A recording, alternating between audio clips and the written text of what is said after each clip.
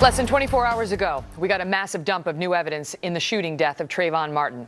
Last February, a neighborhood watchman by the name of George Zimmerman shot the 17-year-old Trayvon Martin, and the case touched off a media firestorm. Headlines immediately suggesting that the shooting was motivated by race and that it brought up memories of the civil rights era. Members of Congress piled on. Some talked about it, echoes of Emmett Till, the grisly murder of a Chicago teen in Mississippi back in the 1950s that helped trigger the civil rights movement. Now take a look at the headlines today. After Trayvon Martin's autopsy and major pieces of evidence in the case have been made public. Look at that. Cops' witnesses back up Zimmerman's version, Zimmerman's account of killing corroborated. You can see some of the samples then. What's changed a few months after the story first broke? Joining me now, Bernie Goldberg, a noted media critic and a Fox News analyst. Plus, we welcome back Alan Dershowitz, the world-renowned attorney and legal scholar and author of Rights from Wrongs, The Origins of Human Rights in the Experience of Injustice. Gentlemen, thank you both so much for being here. Alan, let me start with you on this, because you've been critical of this case on the prosecution side from the beginning. In the wake of what we saw released yesterday, where do you stand now? Well, my views haven't changed. They've just been corroborated. Right from the beginning, the prosecution knew that Zimmerman had bruises in the back of his head. They knew he had a broken nose. They had access to the full-face photograph.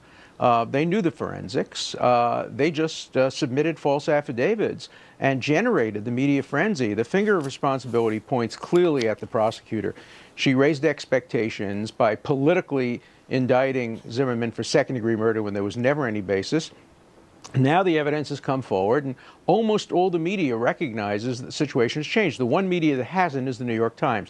The New York Times still reports as if the evidence is overwhelming that Zimmerman is guilty. Indeed, they end a story in today's newspaper, shockingly, by quoting an unnamed source that made a phone call to the police alleging that Zimmerman may have some racist tendencies. That violates the Times' own policy about sourcing. They would never have written such a statement about an unsourced allegation by an unnamed person regarding Trayvon Martin. The Times has a position on this case, and it allows that position to influence its reporting.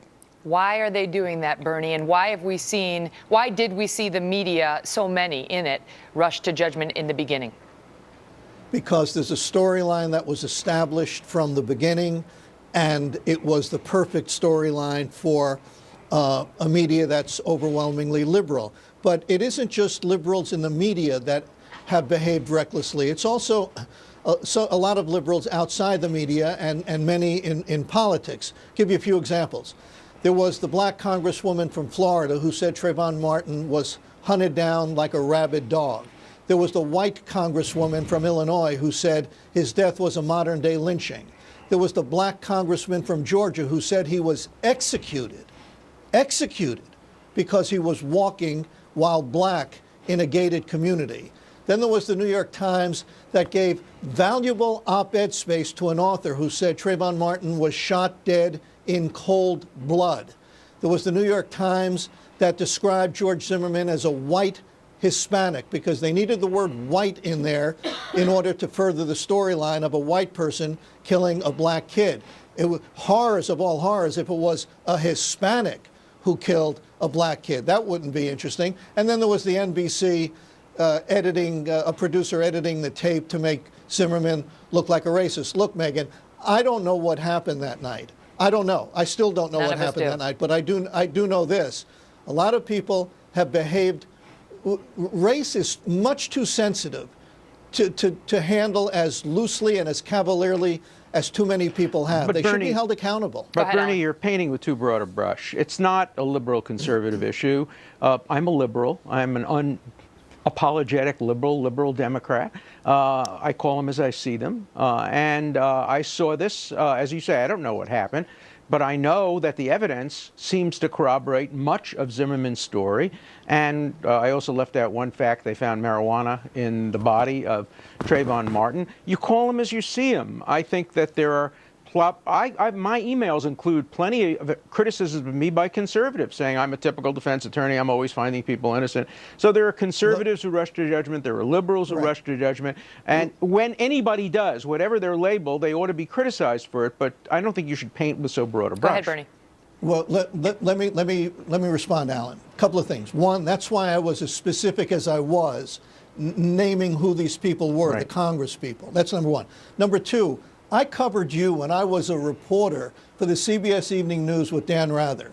And I'll say this, and I don't mean to embarrass you. You were as honest as anybody I ever interviewed.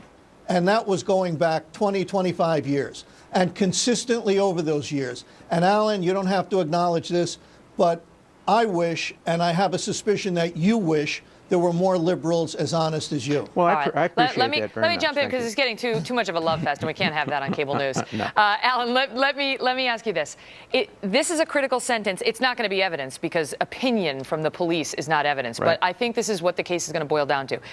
One of the detectives wrote on that night, the encounter between George Zimmerman and Trayvon Martin was ultimately avoidable by Zimmerman if Zimmerman had remained in his vehicle and awaited the arrival of law enforcement.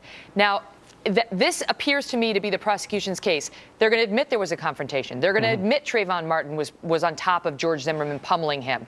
They're going to admit that somehow this second confrontation ensued. We don't know who instigated it. But they're going to say it was all Zimmerman's fault because he stalked Trayvon and then set the scene for the second confrontation and Trayvon's frights that led these two men to encounter one another in such a deadly way. That may well be true. And I don't think anybody will be able to prove that either way. But assuming that's true, Zimmerman still gets self-defense. What he loses is the stand your ground part of the statute, but he still has self-defense. Does he get self-defense, Alan, if he responds to pummeling with fists with a gun? Absolutely. Oh, no question. If somebody's on top of you, imagine the situation. Any of us in the audience or any of us here tonight, somebody's on top of you, is banging your head against the ground. He's already broken your nose. He's already bloodied your eyes.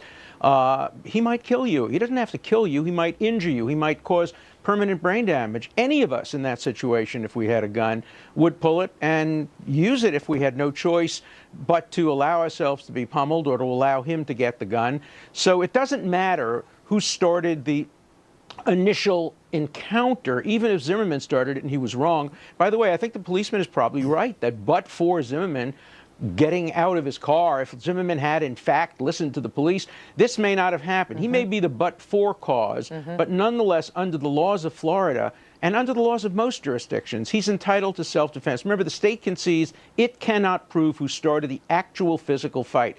If the state could prove that Zimmerman actually started the fight and started to beat up Martin, and then Martin got the better of him, under some state law, he would not be able to use perfect self-defense. He would have to resort to what's called imperfect self-defense, which would be manslaughter. But under Florida law, he gets full self-defense, even if he started the initial matter by getting out of his car, as long as he was in a position where he could save his life and his health only by resorting to I mean, in Florida, you don't just lose all right to defend yourself when you find yourself in this circle, even if you were the one who initially stalked or followed. But wait, I want to get to Bernie on this, Bernie, because I think it's one thing to have legal analysts come out from the beginning, in the middle, and the end and talk about how they see the evidence as it's unfolding. That is the nature of news today. That's what we do. Americans want to hear how people think who know about the law.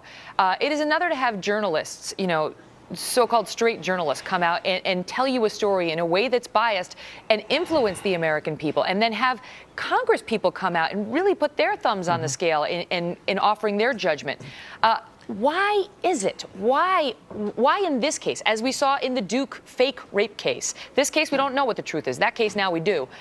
Are some so anxious to take a side? Well, at the risk of offending Alan Dershowitz again, what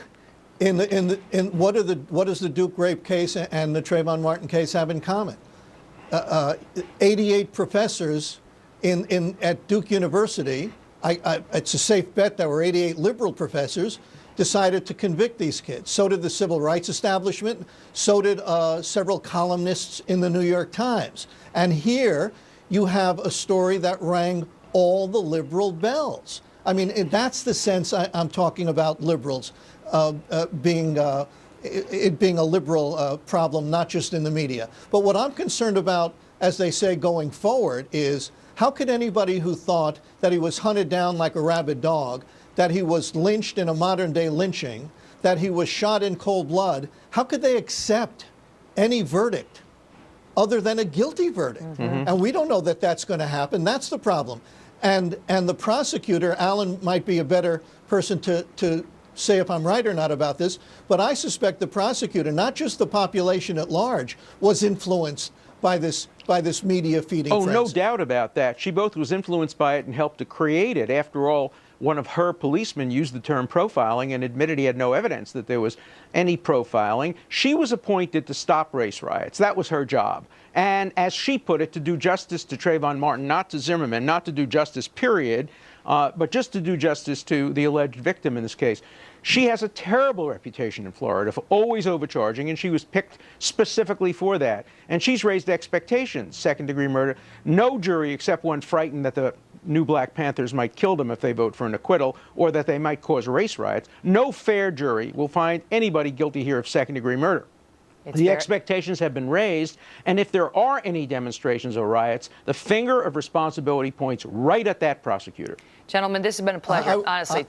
I would say the prosecutor and the media, by the way. Yeah. Two very well-known, two very smart guys, and it's been a pleasure hearing your insights on it. Bernie, Alan, thank you both. Thank you. Right? That's interesting. Those guys are interesting TV. Tell me it ain't so. It is.